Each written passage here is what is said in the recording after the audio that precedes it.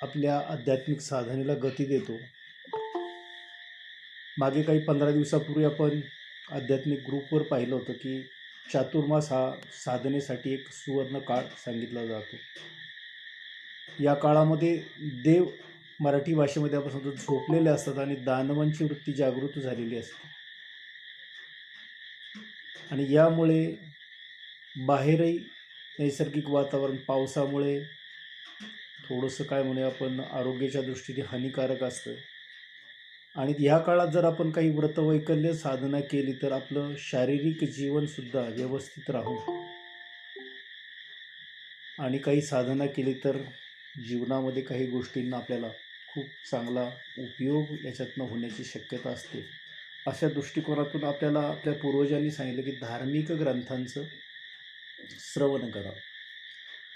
आता जेव्हा मी ही लिंक चालू केली तेव्हा काही सुरुवातीला मी 5:30च्या दरम्यान काही चाचण्या पण घेत होतो. त्यावेळेलाच काही लोकांची जॉईंट होण्यासाठी मी बऱ्याच लोकांचे त्याच्यामध्ये लिंक्ससाठी रिक्वेस्ट आल्या होत्या. म्हणजे उत्सुकता प्रत्येकामध्ये आहे. प्रत्येकामध्ये आपल्यामध्ये एक दैवी अंश आहे.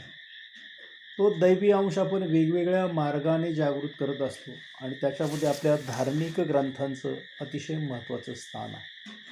एक धार्मिक ग्रंथ आपल्याला नक्की काय करतात तर एक वैचारिक स्थितीला घेऊन जातात आणि ती वैचारिक स्थिती म्हणजे आपली सकारात्मक स्थिती असते. मग या स्थितीला जाण्यासाठी आणि आपल्या मनाची प्रगल्भता अधिक सकारात्मक होण्यासाठी वेगवेगळ्या मार्गाने प्रत्येक व्यक्ती प्रयत्न करत असते. सांगतो आपण साधनेचे प्रामुख्याने 4 मार्ग आहेत. पहिला ज्ञान मार्ग आहे, दुसरा कर्म मार्ग आहे, तिसरा योग मार्ग आणि चौथा भक्ती मार्ग आहे. कोणत्याही व्यक्तीने जरी साधना केली तर ती या 4 मार्गातल्या एका मार्गातनं त्याची साधना होत असते. परंतु सगळ्या समाजाचा जर विचार केला तर धार्मिक म्हणजे भक्ती मार्गाने जाणारी संख्या अधिक आहे. आणि याच्यामध्ये मग आपल्याला या धार्मिक मार्गावर जेव्हा पाऊल ठेवतो आपण तेव्हा योग्य काय अयोग्य काय हे कसं करायचं हे सांगणारे योग्य व्यक्ती आपल्याला न भेटल्यास बरेच वर्ष साधना करून आपल्याला बऱ्याच वेळेला असं वाटतं अरे मी एवढं वर्ष देवाचं करतो पण मला काही अनुभव येत नाही. ज्याप्रमाणे आपण शाळेमध्ये पुढे पुढे जात असतो, 1ली, 2री, 3री, 4थी करत 10वी आणि पदवीधरपर्यंत शिक्षण घेतो, त्याप्रमाणे अध्यात्मात सुद्धा पुढं जाणं आहे हे आपल्याला समजत नाही. आणि मग आपण काय करतो त्या मार्गाने थोडंसं पुढे इकडे तिकडे जे माहिती आहे किंवा कोणी आपल्याला सांगितलं ते करून करत राहतो आणि त्याची अनुभूती आपल्याला नाही आली की मग असं वाटतं अरे जगामध्ये देव आहे की नाही, आपल्या मनामध्ये शंका निर्माण होते. या शंका आपल्या धार्मिक ग्रंथांमधून सहज आपल्या नष्ट होतात. त्याच्यासाठी आपल्याला खूप त्याच्याकडे बारीक लक्ष देऊन जर या ग्रंथांचं विज्ञान समजून घेतलं आपण तर आपल्याला त्याचा खूप चांगला फायदा होतो. मग आपला हिंदू धर्माचा सर्वात पवित्र ग्रंथ म्हटलं तर तो येतो भगवद्गीता. आता भगवद्गीता आणि श्रीमद भागवत याच्यामध्ये काय फरक आहे आपण हा थोडक्यात पहिल्यांदा समजून घ्या, म्हणजे विषयाकडे जाताना आपल्याला पुढे इकडे इकडे होणार नाही. भगवद्गीता ही महाभारतामध्ये भगवान श्रीकृष्णाने अर्जुनाला सांगितले. तो त्याचा झालेला संभ्रम दूर करण्यासाठी त्याला म्हणतात भगवद्गीता हा आपला हिंदूंचा सर्वश्रेष्ठ ग्रंथ आहे. आणि ही गीता जरी अर्जुनाला सांगितलेली असली तरी ती तुम्हाला आम्हालाही तेवढ्याच पद्धतीने लागू पडते. त्याचा जर आपण योग्य अभ्यास केला तर आपल्याला त्यातून खूप फायदा होऊ शकतो. म्हणून आपण त्या भगवद्गीतेचा सुद्धा आपण अभ्यास केला पाहिजे. मग आता श्रीमद भागवत काय आहे? श्रीमद भागवत हे 18 महापुराणापैकी एक महापुराण आहे. आता आपण बघतो जेव्हा गणेशाची आराधना आपण करतो तेव्हा 14 विद्या आणि 64 कलांचा अधिपती म्हणून या गणेशाची पूजा करतो. परंतु श्रीमद भागवत हा ग्रंथ आपल्या जीवनाचं संपूर्ण सार्थक करणारा ग्रंथ आहे. विज्ञानाच्या दृष्टिकोनातून तुम्ही या भागवत ग्रंथाकडे जर पाहायला सुरुवात केली तर हा ग्रंथ आपल्या जीवनामध्ये एक स्थिरता निर्माण करणारं अतिशय महत्त्वाचं साधन आहे. मग आता ही साधनं आपल्याकडनं घडताना प्रत्येकालाच याचं वाचन होईल असं आपण सांगू शकत नाही. परंतु निश्चितपणे याचं आपण श्रवण जरी केलं तरी त्याचे लाभसुद्धा तेवढेच होतात हे मात्र निश्चित आहे. मग आता आपण पहिल्यांदा काय बघितलं तर भगवद्गीता काय आहे, तर भगवद्गीता ही भगवान श्रीकृष्णाने अर्जुनाला कुरुक्षेत्रावर सांगितली. तो अर्जुनाचा झालेला भ्रम दूर करण्यासाठी. अर्जुनाला भ्रम काय झालेला होता की मीच माझ्या भावांना नातेवाईकांना कसं मार. मग भगवंताने काय केलं, त्याचं स्वतःचं विश्वरूप दाखवलं आणि या विश्वरूपांना त्यांनी सांगितलं की तू कोणी नाही करणारा, हे सर्व मी आहे, फक्त तुला मी माध्यम म्हणून करून घेतो. जेव्हा हा संभ्रम अर्जुनाचा दूर झाला तेव्हा तो युद्धाला तयार झाला. त्याचप्रमाणे प्रत्येक व्यक्तीच्या मनामध्ये आज मनुष्य जन्मामध्ये अनेक संभ्रम घेऊन आपण जगत आहोत. मग हे संभ्रम आपल्या जीवनातले आपल्याला दूर करायचे असतील तर अशा धार्मिक ग्रंथांचं अतिशय मोठं अधिष्ठान आहे. मग हे अधिष्ठानावर आपण बघायला गेलो तर भागवत हे महापुराण आहे. मग आता या महापुराणामध्ये जर आपल्याला काय शिकायचं असेल तर जीवनाची सार्थकता कशामध्ये आहे हे श्रीमद भागवतामध्ये सांगितले. आता जसं भगवान श्रीकृष्णाने गीता अर्जुनाला सांगितली त्याचप्रमाणे श्रीमद भागवत हे शुक मुनींनी राजा परीक्षितीला सांगितलं आणि हा राजा परीक्षिती 7 दिवसाच्या श्रवणानंतर त्याच्या ज्या अपराधातून तो पूर्ण जीवनातून मुक्त झाला. मग आपल्याला थोडं थोडं जे काही माहिती असतं त्याच्यापैकी आपल्याला काय करायचं तर लक्षात ठेवायचं की जीवनमुक्तीचा हे महापुराण ग्रंथ आहे आणि त्याचं नाव आहे श्रीमद भागवत महापुराण. बोली भाषेमध्ये त्याला भागवत म्हटलं जातं आणि या भागवताचं आपल्या जीवनामधलं जे स्थान आहे ते ह्याच्या श्रवणाचे ठिकठिकाणी सप्ताह आयोजित केले जातात आणि 7 दिवसामध्ये ही कथा सांगितली जाते. परंतु वेगळा विचार केला की 7 दिवसामध्ये काही कथांचं श्रवण होतं आणि तो भागवत ऐकल्याचं समाधान आपल्याला पूर्ण मिळत नाही. तर थोडक्यामध्ये परंतु आपण पूर्ण महिनाभरामध्ये या ग्रंथामध्ये काय आपल्या जीवनाचं तत्त्वज्ञान आहे किमान याची आपण ओळख जर करून घेतली तर ही ओळख अतिशय आपल्या जीवनामध्ये महत्त्वाची ठरणार. मग भगवत आपल्याला काय शिकवतंय तर भागवताच्या पुराणामध्ये ज्या सांगितलेल्या सर्व गोष्टी आहेत याच्यामध्ये धर्माची 30 लक्षणं जवळपास अभ्यासासाठी सांगितलेली आहे.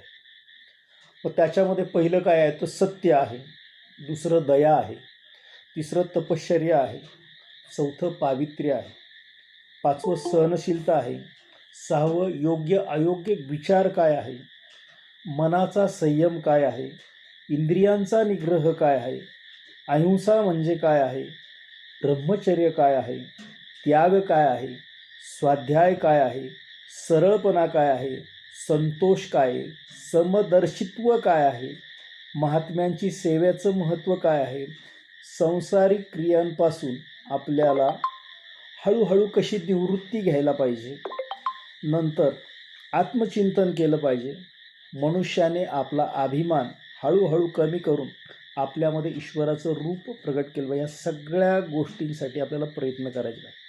मग याच्यामध्ये काय जीव काय आहे, आत्मा काय आहे, आपली इष्टदेवता काय आहे त्याचं सातत्याने भजन काय आहे, संत काय आहेत, संतांचं परम आश्रयस्थान कोणतं आहे, भगवान श्रीकृष्ण कोण आहेत, त्याच्या कथेचं श्रवण काय आहे, त्याचं कीर्तन काय आहे, अशा असंख्य भागाचं मार्गदर्शन या भागवतामध्ये केलेलं आहे. मग आता हा भागवत ग्रंथ आपण जेव्हा श्रवणाला सुरुवात करतो तर त्याच्यामध्ये 2 खंडामध्ये या भागवताची रचना. हां परत सांगा ना गुरुजी.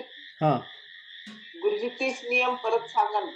मी ग्रुपवर टाकतो, सगळ्यात सोपं होईल तुम्हाला. 30 नियम भागवताचे 30 नियम परत सांगा. भागवताचे 30 नियम मी ग्रुपवर टाकतो म्हणजे तर सगळ्यांनाच मिळून जाते, सगळ्यांना मिळून जाते. मग आता या नियमांचा अभ्यास करत असताना आपल्याला प्रथम काय करायचे तर भगवंताचे सर्वसाधारणपणे आपल्याला माहीत असलेले 10 अवतार माहिती आहेत. भगवान विष्णूने घेतलेले 10 अवतार सर्वसामान्यपणे आहेत, पण भागवतामध्ये भगवंताचे 24 अवतार सांगितलेले आहेत. हा भेद आहे. हे पण मी तुम्हाला ग्रुपवर टाकेल. 10 अवतार 24 अवतार वेगवेगळे तुम्हाला बघायला मिळेल, म्हणजे आपला वेळ जाणार नाही आपला त्याच्यात. मग आता ह्या 10 अवतारांमध्ये भगवंताचे काही अंश अवतार होते, म्हणजे ज्या कार्यासाठी त्यांनी तो अवतार घेतला, ते कार्य संपलं आणि तो अवतार संपवला. परंतु ह्या 10 अवतारामध्ये 2 अवतार हे पूर्ण अवतार होते. कोणाकोणाला माहिती आहेत हे 2 अवतार पूर्ण अवतार होते? कोण सांगेल? एक कृष्णाचा होता. बरोबर सांगितलं.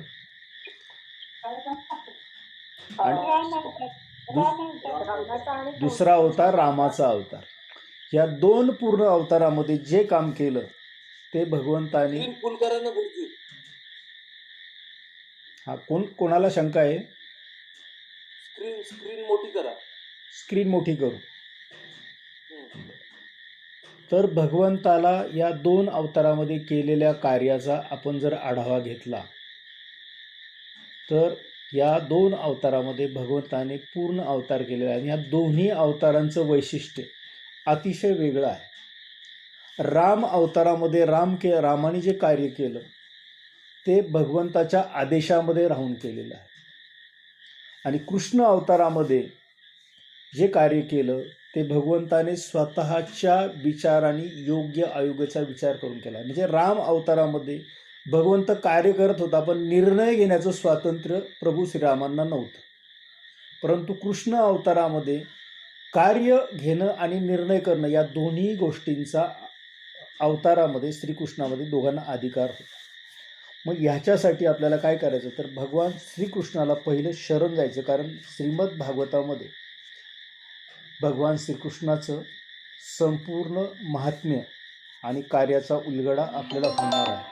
तो अत्यंत लहानपणापासून तर शेवटपर्यंत आपल्याला तो पाहायला मिळणार आहे. मग या भगवंताला शरण जाण्यासाठी आपल्याला काय करायला पाहिजे तर आपल्याला पहिल्यांदा त्याचं स्मरण करायला पाहिजे. मग या स्मरणामध्ये काय करू शकतो आपण?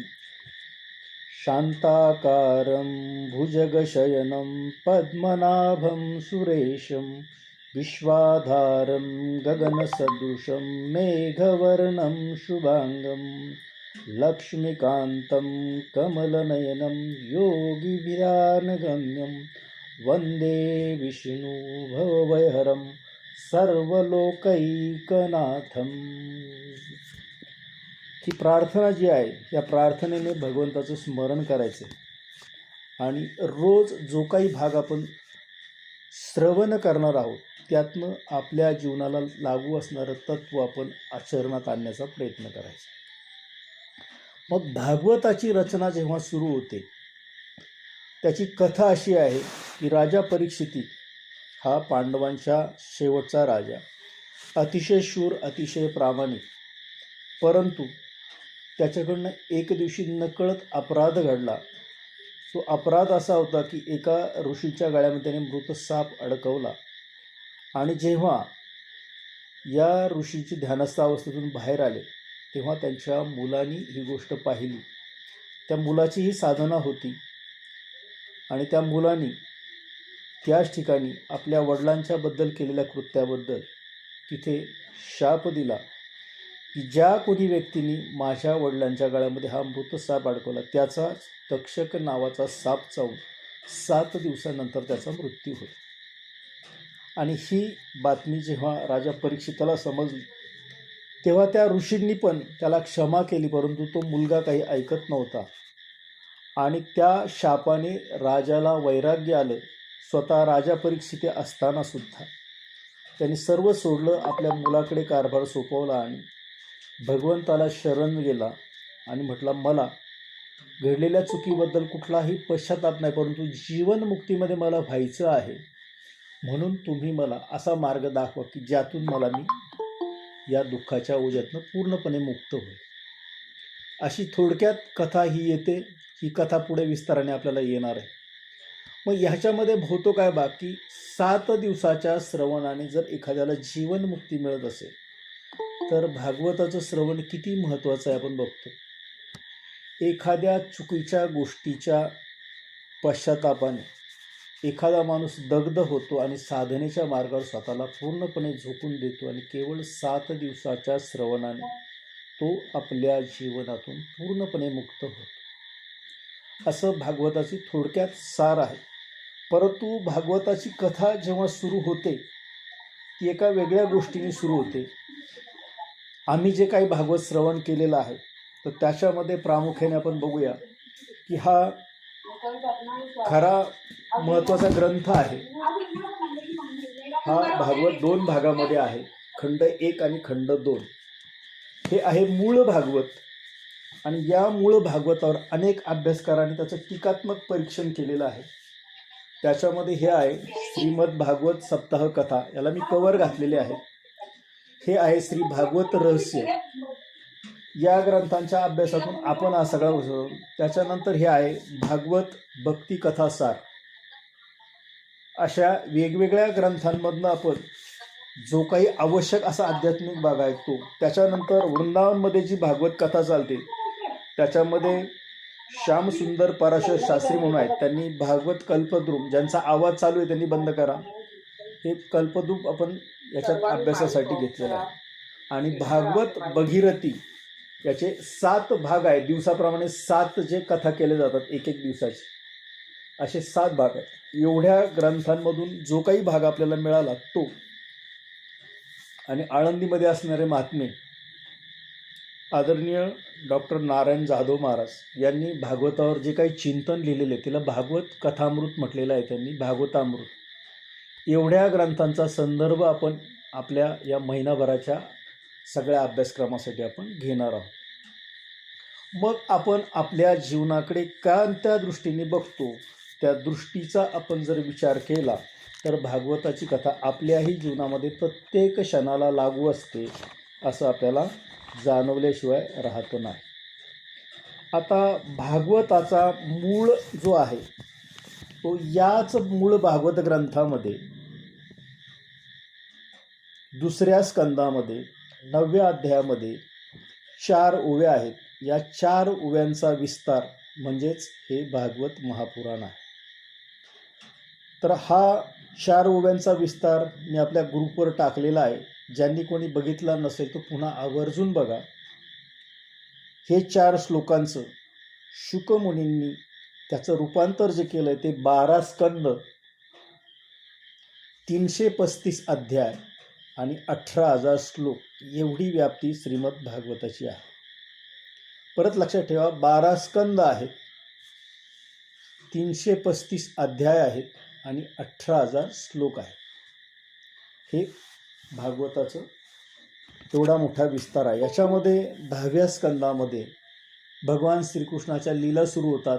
हा स्कंद सर्वात मोठा आहे आणि या स्कंदामधून आपल्याला भगवंताच्या संपूर्ण चरित्राचा अभ्यास केला जातो. मग आता आपण कलियुगाकडे येऊया. कलियुगाचा जर आपण विचार केला तर सर्व प्राणीमात्राचं कल्याण व्हावं या हेतूने श्री व्यासांनी श्रीमद भागवत पुराण लिहिले. या ग्रंथामध्ये आपण जे शिकणार आहोत, कोणाचा तरी स्पीकर चालू आहे, जरा बंद करा. सर्व प्राणीमात्रांचं कल्याण व्हावं म्हणून या भागवत ग्रंथाची रचना आहे. म्हणजे आत्ताच्या काळामध्ये आपण बघतो समाजाला जशी डॉक्टर, इंजिनियर आणि अशा तत्सम प्रतिष्ठित व्यक्तींची आवश्यकता आहे, त्याचप्रमाणे समाजाला मूल्यधारक आणि वैचारिक जडणघडण घडवणाऱ्या वर्गाची सुद्धा आवश्यकता आहे. आणि हे काम आपल्या पूर्वीच्या सर्व ऋषीमुनींनी केलेलं आहे, साधू संतांनी केलेलं आहे. महर्षी व्यासांनी तर सर्व आध्यात्मिक ग्रंथांमधून संपूर्ण जगताला याचं पूर्ण मार्गदर्शन केलेलं आहे. आता या श्रीमद भागवतातून भगवान विष्णूंचं चरित्र आणि त्याच्या अवतार कार्याची महती आपल्याला समजणार आहे. मग आता भगवान महाविष्णूंचा अवतार भगवान श्रीकृष्ण आणि भगवान श्रीराम हे 2 पूर्ण अवतार आपण मगाशी बघितले. यामध्ये महत्त्वाचा भाग येतो जगाची उत्पत्ती, जगाची स्थिती आणि जगाचा संहार. या सगळ्यांचा विचार ह्या भागवतामध्ये होतो. आपलं मूळ स्वरूप कसं आहे तर सच्चिदानंद स्वरूप आहे. मग या स्थितीला आपण पुन्हा जायचं असेल तर आपल्यामध्ये असणाऱ्या सकल दुःखांची निवृत्ती होणं अत्यंत आवश्यक आहे. जोपर्यंत या दुःखांची निवृत्ती होणार नाही तोपर्यंत आपल्याला परमानंदाची प्राप्ती होणार नाही. आणि या परमानंदाच्या प्राप्तीसाठी आपल्याला भगवान श्रीकृष्णाचं स्मरण वारंवार करणं अत्यंत आवश्यक आहे. मग आपण ह्या सगळ्याकडे जर गेलो आपण तर भागवताचं महात्म्य आधी आपल्याला विचारात घ्यावं लागतं, कारण या महात्म्यातूनच भागवताची कथा सुरू होते. मग हे भागवत जेव्हा आपण अभ्यासतो तेव्हा त्याच्यातला पहिलाच श्लोक आपल्याला अत्यंत महत्त्वाचा आहे. ज्या श्लोकाने त्याची सुरुवात केली जाते तो श्लोक कसा आहे त्याचं आपण थोडक्यात स्मरण करूया. तो श्लोक असा आहे, सच्चिदानंद रूपाय विश्वोत्पत्त्यादिहेतवे तापत्रय विनाशाय श्रीकृष्णाय वयं नुमः. म्हणजे जगाची स्थिती, जगाची उत्पत्ती, जगाचा विनाश ज्याच्यामुळे होतो अशा आध्यात्मिक, आधिदैविक आणि आधिभौतिक ताप नाहीसे करणाऱ्या सच्चिदानंद स्वरूप भगवान श्रीकृष्णाला आम्ही वंदन करतो, असा या भागवताच्या महात्म्याचा सुरुवात होतो. पण जेव्हा आपण पुन्हा पुन्हा पाहतो की भगवान श्रीकृष्णाला एवढं महत्त्व का दिलं आहे, तर भगवंताचं कार्य जेव्हा आपण अभ्यासात करू जाऊ की जन्मापासून ज्या लीला सुरू झाल्या तर अवतार कार्य समाप्तीपर्यंत भगवान श्रीकृष्णाने ज्या ज्या लीला केल्या त्या स्वतःसाठी नसून प्रत्येक व्यक्तीच्या मध्ये अध्यात्मशास्त्राचं एक गूढ ज्ञान आहे ते सहज गतीने समजावं या दृष्टिकोनातून प्रत्येक लीलेला अर्थ आहे. कथा ऐकताना मला जीवनमुक्तीच्या मार्गावर पुढं जायचं आहे हे लक्षामध्ये घेऊन या प्रत्येक अवतार कार्यातल्या प्रत्येक कथेची, घटनेची आपल्याला बारकाईने अभ्यास करता येतो. मग सत्य म्हणजे काय, तर ते सर्वत्र सर्व रूपाने प्रगट झालेलं असतं, या चराचरामध्ये ते भरून राहिलेलं असतं. असा हा परमात्मा भगवान विष्णूंच्या अवतार कार्यात श्रीकृष्णाच्या आणि रामाच्या रूपाने संपूर्ण सृष्टीमध्ये भरून राहिलेलं आहे. हे एकमेव सत्य आहे, बाकी सर्व जग मिथ्या आहे. आपला आत्ता चालू असणारा श्वास पुढच्या वेळेला चालू असेल की नाही पुढच्या क्षणात आपल्याला माहीत नाही, परंतु भगवंताचं ऐश्वर्य त्रिकालाबाधित आहे. म्हणून शंकराचार्य म्हणतात ब्रह्मसत्यम जगत मिथ्या.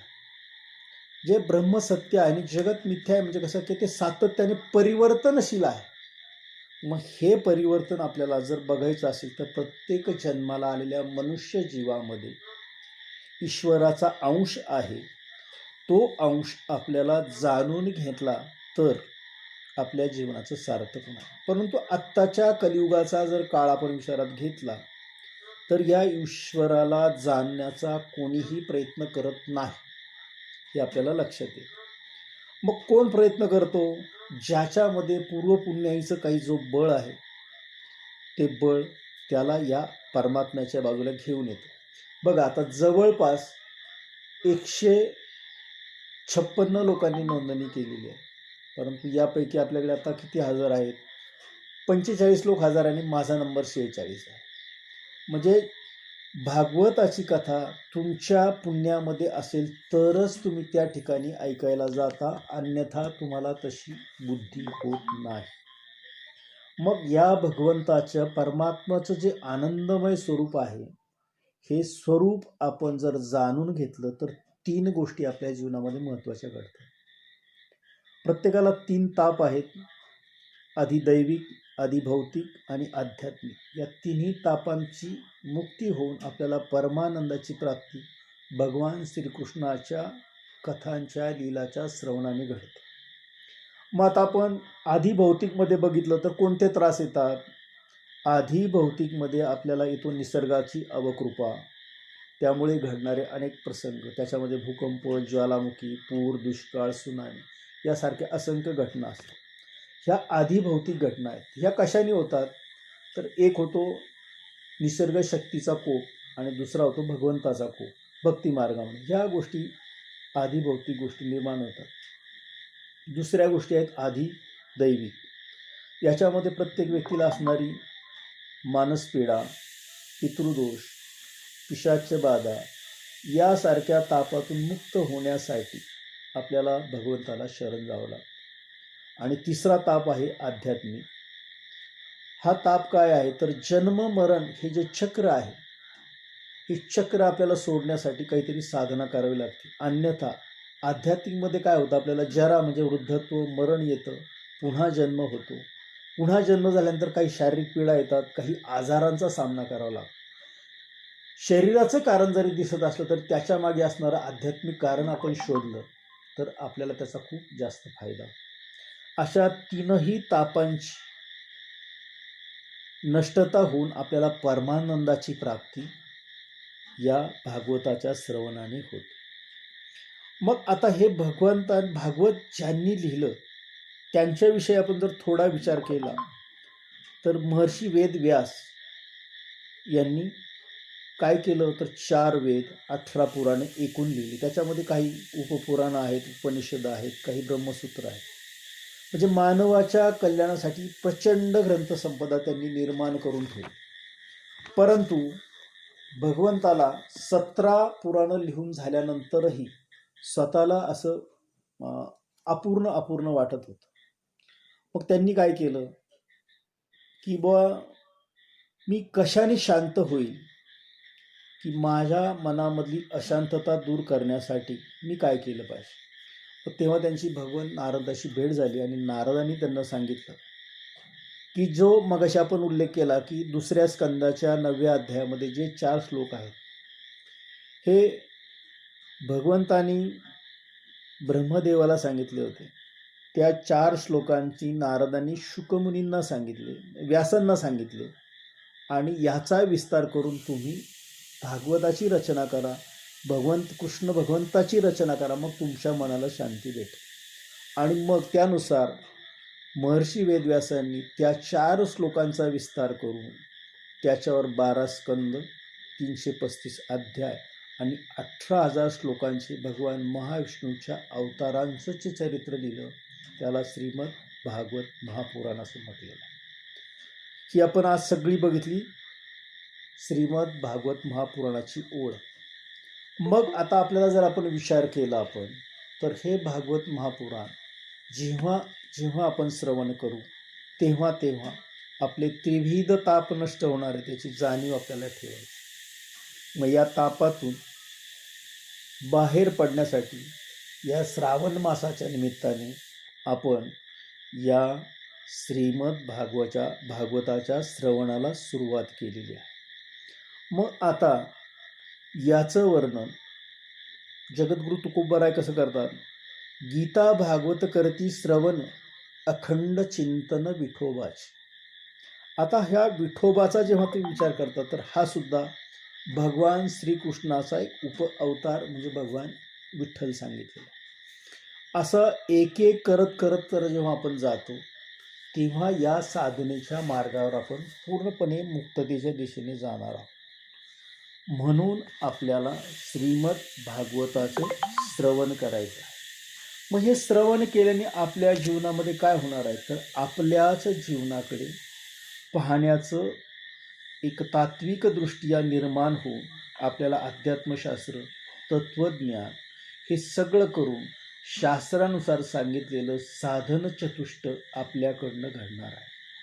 मग हे कसं, जसं आपण व्यवहारामध्ये जेव्हा एखादी इमारत बांधायला घेतो तिचा पाया जर मजबूत असेल तर तिची पूर्ण उभारणी चांगली होते. त्याचप्रमाणे परमार्थ जर आपल्याला योग्य पद्धतीने करायचा असेल तर साधनेचा पाया आपल्याला भक्कम निर्माण करावा लागेल. ज्या योगे परमार्थ साधण्यासाठी आपल्यामध्ये विवेक, वैराग्य, क्षमावृत्ती, श्रद्धा, समाधान, तितिक्षा म्हणजे काय याच्यावर सर्वांनी विचार करा, आणि मुमुक्षत्व या गोष्टी आवश्यक आहेत. मग या गोष्टींच्या दृष्टिकोनातून जर आपण अभ्यास केला तर आपल्यामध्ये विवेक जागृत होईल आणि तो परमात्मा नित्य आहे, तो शाश्वत आहे, हे जग मिथ्य आहे याची जाणीव आपल्यामध्ये होईल. आणि शाश्वत अशा असणाऱ्या परमात्म्याच्या प्राप्तीसाठी जे काही आपण प्रयत्न करणार आहोत ते प्रयत्न म्हणजे आपला विवेक असेल आणि हाच विवेक आपल्याला जन्म मृत्यूच्या फेऱ्यातून मुक्त करणारा ठरणार आहे. असा नित्य अभ्यास आपण वेळेमध्ये करणार आहोत. आजची वेळ आपली या ठिकाणी बरोबर पूर्ण होते. या पुढचा भाग आपला उद्या असेल. वेळेपूर्वी किमान आपण 3-4 मिनटं जर उपस्थित झालात तर आपल्या सर्वांना याचा व्यवस्थित फायदा होईल. आणि जे क्रमाने आपण थोडं थोडं का सांगू तर आत्ताच्या काळानुसार आपली जी बुद्धी आहे ती बुद्धी जास्त जर गेलं तर आपल्याला समजत नाही, म्हणून थोड्या काळाचं आकलन करा. जे तुम्ही आज ऐकलं त्याच्यावर काही कोणाला असं वाटलं तर त्याच्या नोट्स काढा. नियमितप्रमाणे आपण 6:30 आपण नियमितपणे भेटणार आहोत 1 महिनाभर.